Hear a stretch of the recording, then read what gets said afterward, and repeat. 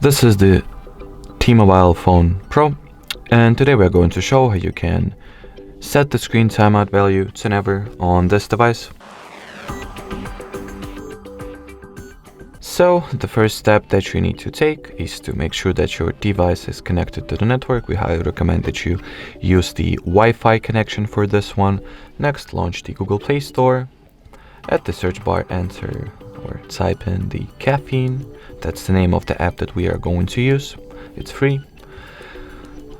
So Caffeine, keep the screen on from the Caffeine developer. Then click on this green install button and wait for the app to get downloaded and installed respectively.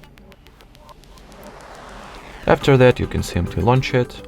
And in here, all that it's left to do is to make sure that your timeout section over here has the infinite value set, and that will effectively mean that as long as the Caffeine app is active in the background and running in the background, so do not close it, your screen will not go to sleep automatically at all, no matter for how much time it will be in the idle status.